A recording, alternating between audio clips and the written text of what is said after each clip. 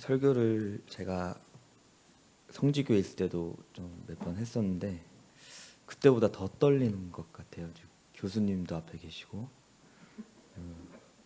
저희 스승님이 또 종쌤도 앞에 계시고 그래서 부족하지만 하나님의 말씀 전하겠습니다. 여러분 혹시 톨스토이라는 사람을 들어보신 적이 있으십니까? 러시아의 대문호입니다. 수많은 걸작품들을 저술한 사람이죠. 대문호라는 그런 칭호답게 톨스토이는 그의 나이 51세에 세계적인 명성과 막대한 부를 얻게 됩니다. 그러니 이제 남은 여생 편하게 행복하게 즐겁게 보낼 수 있었지 않겠습니까? 그런데 톨스토이는 그 순간부터 자신의 삶이 뭔가 나락으로 떨어지는 그런 기분을 맛보게 됩니다. 왜 그런 것일까요? 톨스토이가 스스로 밝혔듯이 자신의 인생에 깊은 회의가 들어봤다고 합니다. 내가 무엇을 위해 이렇게 살아왔을까? 내가 무엇을 위해 이렇게 달려왔을까? 이런 인생의 깊은 회의가 든 것입니다. 톨스토이는 굉장히 이 문제에 대해서 고민하고 또 괴로워했다고 합니다. 심지어는 자살까지도 생각하는 지경에 이르기도 합니다. 그러던 어느 날 톨스토이는 인생의 참된 이유를 찾게 됩니다. 그리고 그 길로 한 작품을 쓰게 되는데 그렇게 해서 탄생한 것이 바로 사람은 무엇으로 사는가라는 소설입니다. 한번 좀 들어보셨겠죠? 내용을 소개하면 이렇습니다. 옛날에 구두 수송공으로 먹고 살던 시몬이란 한 사람이 있었습니다. 그 시몬이 어느 추운 겨울날 교회 앞을 지나가는데 벌거벗은 교회 앞에 있는 한 남자를 발견하게 됩니다. 그 추위에 벌벌 떨고 있던 남자를 안쓰럽게 여겼던 시몬은 그를 집으로 데리고 오고 그를 먹여줍니다. 또 거기서 그치는 것이 아니라 그를 불쌍히 여겨서 자신이 해왔던 그 구두 일을 가리켜서 자신의 조수로 삼습니다.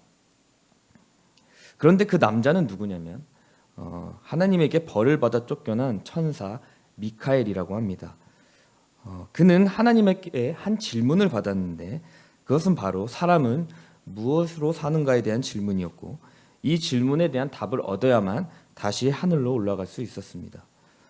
천사 미카엘은 시몬의 집에서 약 7년간을 머물면서 그 질문에 대한 답을 얻게 됩니다. 사람은 무엇으로 살까요? 바로 사람은 사랑으로 살아간다고 이렇게 결론을 내립니다. 여러분, 인생의 목적이 무엇입니까? 이거 다시 말하면 우리가 이 세상 가운데 태어난 이유가 무엇이며 또 이 세상에서 살아가는 목적이 무엇이냐는 말입니다. 우리의 존재 이유와 목적이죠. 이 질문은 우리의 인생의 방향을 또 길을 또 그 삶의 방식을 결정해 준다는 점에서 매우 중요한 질문이 아닐 수 없습니다. 우리는 우연히 존재하게 되었다고 가르치는 시대에 삽니다.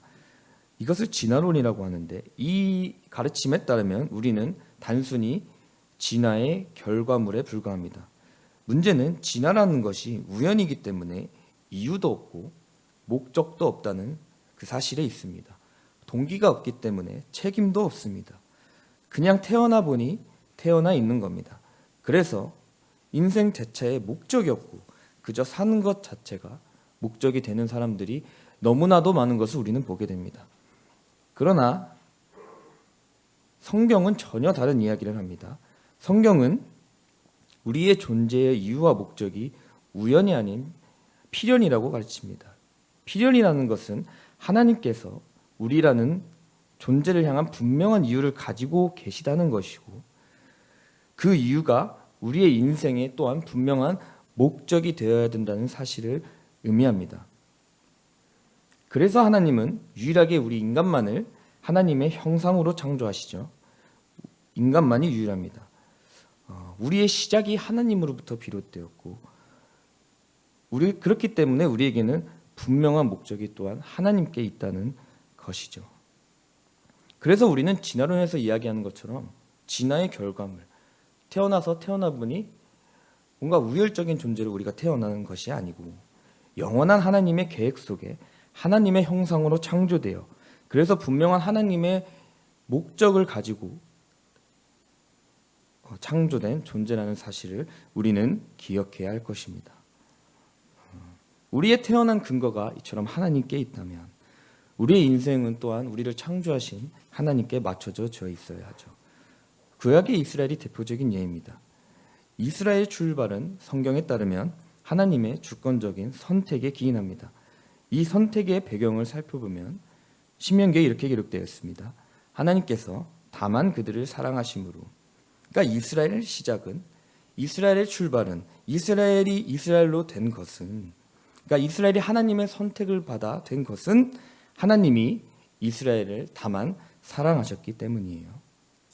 하나님이 사랑하셨기 때문에 이스라엘이 된 겁니다. 그렇다면 사랑은 무엇입니까? 사랑은 세 가지 표현으로 나타납니다. 이번에 강습회 때 들은 것인데, 사랑은 선택하고 약속하고 내가 약속한 것에 대해서 희생합니다. 이것이 사랑의 방식이라 합니다. 사랑은 이런 겁니다. 만약 선택을 하되 약속하고 희생하지 않는다면 그것은 사랑이 아니고 그냥 좋아할 뿐입니다. 사랑하는 것은 아니죠. 만일 선택하고 약속까지 했지만 희생하지 않는다면 그건 역시 좋아하는 것에 불과합니다. 현대 들어서는 이 사랑의 개념이 너무나도 희미해진 것 같습니다. 오늘날 사랑은 선택만 있고 약속이 없습니다. 희생은 더더욱 없습니다. 오늘날 대다수의 청년들이 결혼을 하기 꺼려한다고 하죠. 20대의 비혼율이 94%까지 이른다고 합니다. 그 이유를 살펴보면 내가 좋아는 하지만 약속은 하기 싫고 약속에 얽매이기 싫고 그 약속에 따라서 희생하기는 너무나도 싫기 때문입니다. 그런데 이것은 결코 사랑이라 할 수 없습니다. 사랑의 조건을 충족시키지 못하죠. 사랑은 선택하고 약속하고 희생하는 것이기 때문에 그중 하나라도 없으면 사랑이 될 수 없습니다. 하나님의 사랑이 정확히 이처럼 나타납니다. 하나님은 이스라엘을 사랑하셔서 선택하십니다. 그리고 약속하시죠. 아브라함으로부터 시작된 그 약속이 이스라엘을 만듭니다. 그리고 이 약속을 지키기 위해서 희생하시는데 그 희생이 무엇이냐? 바로 하나님의 아들이신 예수 그리스도께서 인간의 몸을 입고 우리 가운데 오시는 것입니다. 우리 가운데 오셔서 우리를 대신하여 십자가에 달려 죽으시는 겁니다. 그래서 하나님의 선택과 하나님의 약속과 하나님의 희생하신 그 사랑이 이스라엘의 출발이며 신약 교회의 출발이며 그러므로 우리의 출발인 것입니다. 우리의 존재 이유인 것이죠. 그래서 결국에는 우리의 존재 목적이 어디에 있는가? 바로 하나님께 있고 하나님의 완전하신 사랑이 있음을 우리는 기억해야 합니다. 그렇다면 우리의 인생은 어떠해야 할까요? 하나님의 사랑으로 말미암아 하나님으로부터 우리가 존재하게 됐는데 그렇다면 우리는 어떻게 살아야 합니까? 적지 않은 교인들이 교회에 잘 나오고 헌금을 많이 내고 교회에 봉사하고 청소하고 이러면 하나님이 기뻐하실 것이라 생각을 합니다. 사실 오늘날 그렇게라도 생각하면 다행이 아닐까라는 생각도 듭니다. 심지어는 하나님이 기뻐하시든 상관은 상관없이 그저 하나님으로부터 구원만 받으면 된다고 생각하는 사람도 적지 않습니다. 그래서 교회는 나오되 일주일에 한 번 교회를 나오되 나머지는 세상 사람들과 별반 다를 것 없이 살아갑니다. 하나님의 사랑은 받고 또 받고 싶지만 그 사랑에 합당한 삶은 살기는 싫어합니다. 은혜는 받았지만 헌신하기는 귀찮아합니다. 그래서 기독교인이라고 하지만 제가 봤을 때는 기독교인답지 않게 살아가는 신자들이 적지 않다는 사실입니다. 그러나 우리는 하나님의 사랑을 받은 자로서 우리 하나님의 선택을 받은 자로서 구원받은 자로서 우리는 어떻게 살아야 하는지 오늘 본문을 통해 살펴보아야 할 것입니다. 오늘 본문은 예수님께서 공생의 사역을 시작하기 전 그 내용을 다루고 있습니다. 먼저 예수님은 앞장에서 세례 요한에게 세례를 받으십니다. 세례를 받으시자 하늘로부터 하늘이 열리고 하나님의 성령이 비둘기같이 임합니다. 성령이 임했다는 것은 구약에 예표된 대로 예수님께서 성령으로 기름 부음 받으심으로, 즉 메시아로서의 사역이 시작된 것을 의미하죠. 메시아 곧 하나님의 구원을 이루기 위해 인간의 몸을 입고 우리 가운데 오신 하나님의 아들이 이제 본격적으로 일하기 시작할 것임이 선포된 것입니다. 하나님의 구원의 시작을 알리는 종이 온 세상에 퍼진 것입니다. 그런데 예수님이 메시아로서 가장 먼저 하신 일이 무엇이냐면 바로 오늘 본문에 기록되었듯이 마귀에게 시험을 받으시는 일입니다. 예수님은 40일을 밤낮으로 금식하신 후에 광야로 나아가셔서 마귀에게 시험을 받으십니다. 의도적이죠. 그러므로 분명한 목적이 있습니다. 이를 알기 위해서 우리는 먼저 광야의 의미를 살펴보아야 합니다. 광야는 구약 이스라엘의 실패를 상징하기도 합니다. 출애굽한 이스라엘이 가나안으로 가기까지 머물렀던 곳이 바로 광야인데, 우리가 잘 알듯이 제가 한번 설명드렸죠. 광야는 먹을 것도 없고 마실 것도 없는 아주 척박한 장소입니다. 기후도 좋지 않습니다. 일교차가 심하죠. 얼마나 심하냐면 낮에는 영상 50도까지 올라간다고 하지만 밤에는 영하 40도까지 떨어지는 곳입니다. 그래서 혹시라도 광야를 체험할 기회가 된다면 반드시 들고 가야 할 것이 바로 물과 담요입니다. 물이 없으면 낮에 그 햇빛을 견딜 수가 없고, 담요가 없으면 밤에 추위를 견딜 수 없기 때문입니다. 그래서 어떻게 생각을 해보면 이런 환경에서 이스라엘이 하나님 앞에 불평한 것이 그렇게 나쁘다라고 생각은 들지는 않습니다. 저는 어떻게 보면 불평한 것이 당연해요. 이것도 제 사견이지만 이스라엘은 우리 한국 사람들과 비교하면 양반인 것 같습니다. 한국 사람들은 아마 광야에 가면 1시간도 못 버티고 불평하지 않을까, 저는 이렇게 좀 예상을 해봅니다. 그래서 우리가 성경을 읽으면서 또 설교를 들으면서 이스라엘의 실패를 쉽게 욕하고 비난하지만 또 우습게 여기지만, 사실 유대인들이 그렇게 만만한 족속은 저는 아니라고 생각을 합니다. 오늘날만 봐도 그렇죠. 유대인들이 지금 이 세상에서 차지하고 있는 위치가 그렇게 적지 않습니다. 그들이 가진 민족성은 대단한 것이죠. 어쨌든 이스라엘은 척박한 강의 환경으로 인해 실패합니다. 하나님께 불평을 하죠. 하나님께서 그 애굽에서 구원하실 때 그 큰 하나님의 구원의 역사를 그들은 보았음에도 불구하고 그저 먹을 것이 없다고 불평하고 마실 것이 없다고 불평합니다. 심지어는 하나님께서 먹을 것을 주셔도 그 먹을 것이 다양하지 않다고 불평을 합니다. 그럼 이런 의문이 좀 듭니다.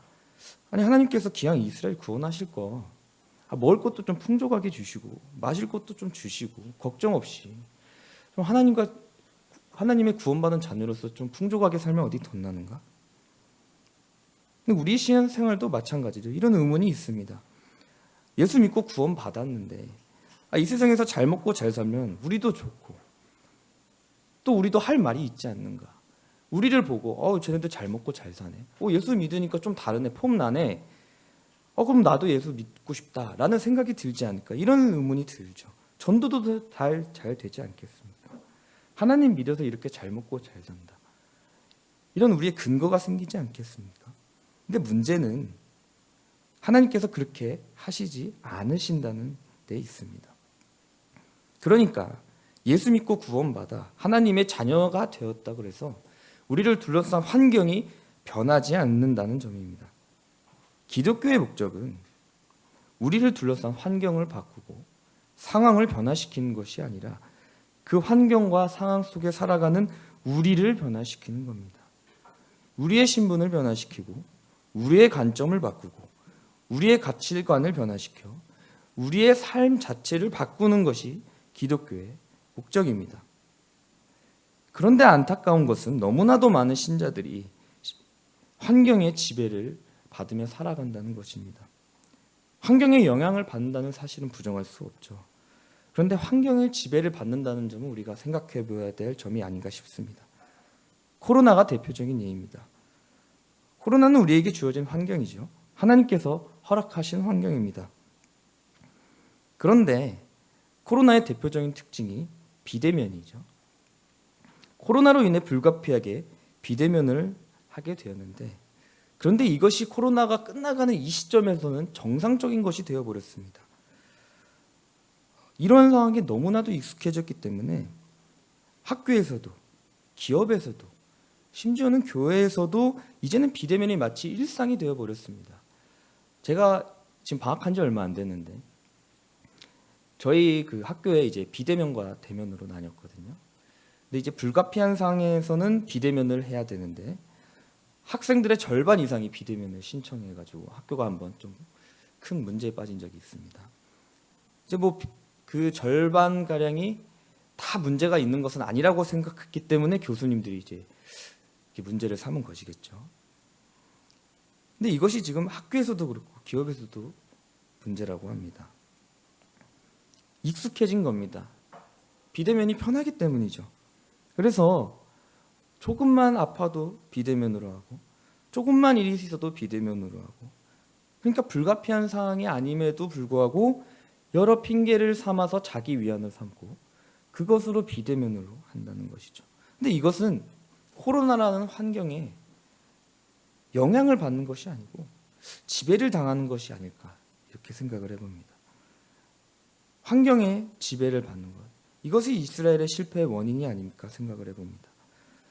그들은 애굽에서 그들을 구원해낸 하나님과 함께 했지만 애굽의 그 환경에 익숙해져 있었고 또 광야라는 새로운 환경에 굴복하고 만 것입니다. 그래서 이렇게 얘기하죠. 우리가 애굽 땅의 고기가마 곁에 앉아 있었던 때와 떡을 배불리 먹던 때에 여호와의 손에 죽었다면 좋았을 것을 왜 너희가 이 광야로 우리를 인도하여 온 회중이 줄여 죽게 하는가. 이것은 또한 마귀가 우리에게 사용하는 전략이기도 합니다. 마귀는 우리의 시선을 하나님이 아니라 우리를 둘러싼 환경을 보게 하고 마치 우리가 그 환경을 변화시킬 수 있는, 그러니까 우리 스스로가 하나님이 될 수 있는 것처럼 속이고 또 그렇게 행동하도록 유혹합니다. 그래서 하나님이 아니라 우리의 지금 환경을 지배하고 있는 돈을 따르게 만들고 부동산에 미치게 만들고 학벌에 목숨을 걸고 비트코인을 수시로 시도 때도 없이 핸드폰을 보고 있는 겁니다. 우리의 인생의 좌표가 하나님에게 있지 않아요. 그저 세상의 모든 초점이, 우리의 모든 시선이 세상에 맞춰져 있기 때문에 하나님을 볼 새가 없죠. 그 시시각각 변하는 환경에 맞춰가기 위해서 우리의 모든 인생이 거기로 달려가는 겁니다. 그러니 하나님의 구원받은 자녀로서, 신자로서 어떻게 살아갈 수 있겠습니까? 동일한 시험이 오늘 본문 예수님에게 주어집니다. 우리가 읽었지만 예수님은 40일 동안 밤낮으로 금식하여 굶주린 상태였죠. 마귀는 정확하게 이 예수님을 둘러싼 환경의 문제를 건드립니다. 무엇이라 유혹하냐면 네가 만일 하나님의 아들이거든 명하여 이 돌들이 떡덩이가 되게 하라고 유혹합니다. 여기서 마귀는 예수님이 하나님의 아들인 것을 분명하게 합니다. 그래서 너는 하나님의 아들이지 않느냐? 아니 왜 하나님의 아들이 여기까지 와가지고 왜 이러고 있습니까? 왜 천하디 천하 인간의 몸을 입고 와서, 아니 굶주리지도 않아도 되시는 분이 왜 여기서 굶주리고 계시냐? 그냥 다시 하나님의 아들로 사십시오. 그런 능력 있지 않습니까?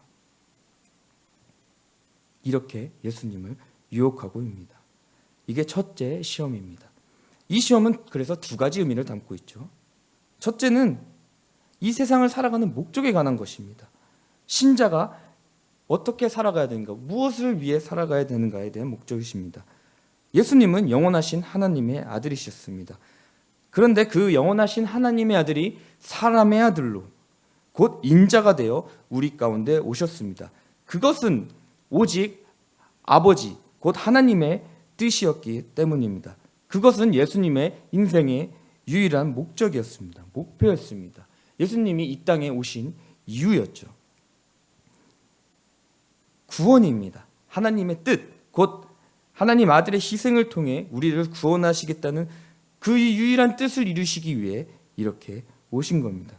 지금 마귀는 그것을 방해하고 있는 것입니다. 무엇으로? 환경을 보게 함으로 하나님의 아들이 되라고 유혹하고 있는 것입니다. 또한 이 시험은 신자가 살아가는 방식에 관한 것이기도 합니다. 예수님은 그래서 이렇게 대응하십니다. 예수께서 대답하여 가로사대 기록되었으되 사람이 떡으로만 살 것이 아니요 하나님의 입으로 나오는 모든 말씀으로 살 것이라 하였느니라. 본문의 번역은 하나님의 입으로 나오는 모든 말씀으로 되어 있습니다. 그러나 원문을 보면 하나님의 입에서 나오는 모든 것이라 합니다. 이것이 우리가 이해하기에 더 쉽습니다. 그러나 의미상 큰 차이는 없지만 결국 이것은 무엇을 뜻하냐면 신자는 하나님으로 말미암아 살아가는 존재라는 것입니다. 하나님을 목적하며 하나님으로 말미암아 살아가는 자가 바로 신자의 삶이라는 것이에요. 우리의 존재는 하나님의 사랑으로 말미암아 시작되었습니다. 그렇다면 우리의 삶은 하나님의 사랑에 반응하는 것으로 살아야 합니다. 하나님이 우리를 사랑하셔서 그의 자녀로 삼아주셨기 때문에 우리는 마땅히 하나님의 뜻에 따라 살아야 합니다.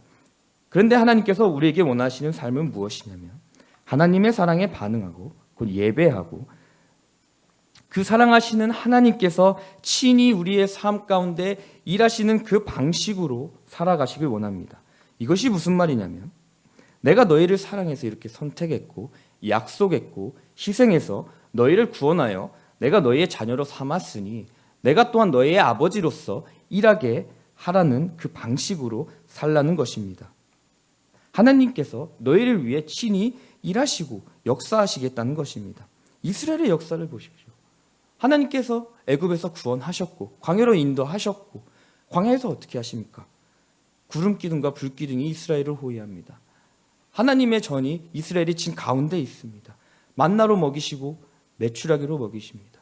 반석을 통해 물을 주십니다. 이스라엘이 실패한 것은 먹을 것이 없어서 실패한 것이 아니고 입을 것이 없어서 실패한 것이 아닙니다. 더워서 쪄 죽은 것이 아니고 추워서 얼어 죽은 것이 아닙니다.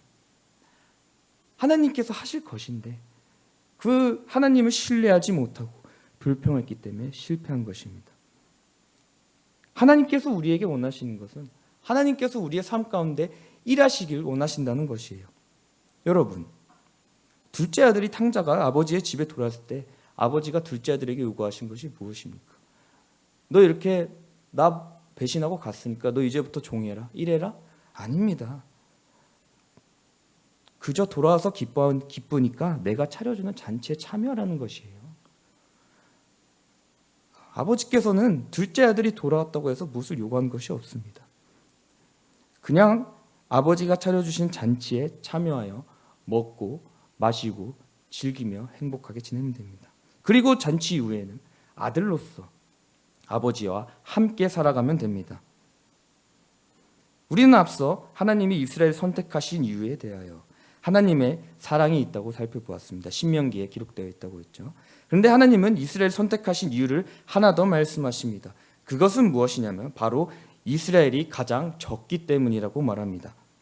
이것은 이스라엘 선택에 있어서 하나님의 사랑이 무조건적임을 보여주는 것이기도 하지만 나아가서는 하나님께서 선택한 이스라엘이 하나님께서 함께 하시는 이스라엘의 역사가 어떠해야 할지도 보여주는 것입니다. 다시 말해 이스라엘은 모든 민족 중에 가장 적기 때문에 가장 약하기 때문에 하나님께서 구원하신 그들을 위해서 어떻게 친히 일하시겠다는 그 전제가 들어있는 것입니다.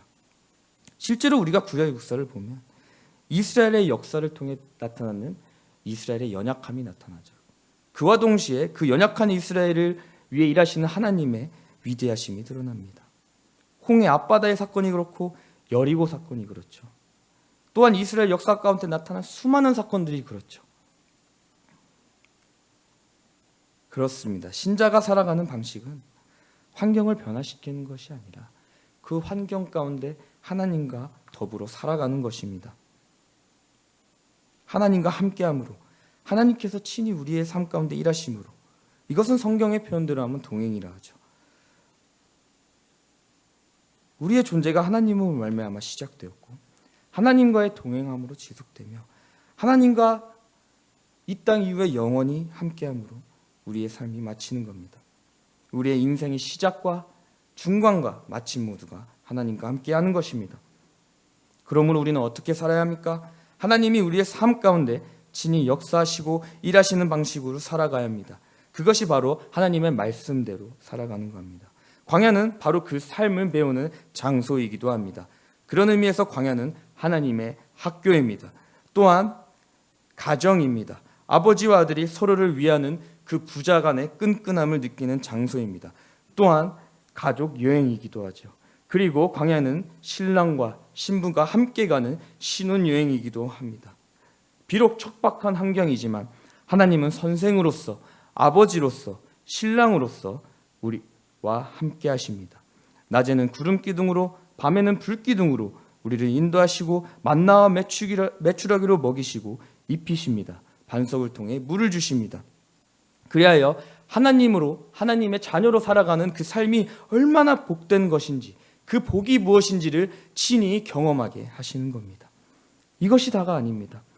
심지어 하나님은 이스라엘이 실패할 때도 그 실패할 만회할 기회조차도 주십니다. 그 기회가 무엇이냐?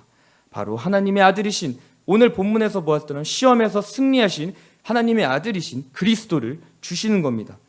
마귀의 승리에서 완전하게 승리하신 그리스도를 주심으로 우리는 하나님 앞에 실패한 삶, 하나님과의 삶 동행에서 실패한 우리를 다시금 그 관계로 회복시키시는 것입니다. 만석을 주시고 만나를 주시는 겁니다. 그리스도를 주시는 겁니다. 그리하여 우리로 하나님과의 자녀와 동행의 삶을 사는 것입니다. 그래서 사도 바울은 이렇게 얘기하죠. 우리가 하나님을 힘입어 살고 하나님으로 말미암아 기동하며 우리가 하나님으로 말미암아 있느니라 라고 하는 겁니다. 그리하여 우리의 믿음이 더해지면 어떻게 되죠? 하나님을 너무나 사랑하게 되죠. 환경은 상관이 없어지게 됩니다. 수많은 성경의 위인들이 그렇게 고백을 하죠. 대표적인 예가 하박국 선지자가 아니겠습니까?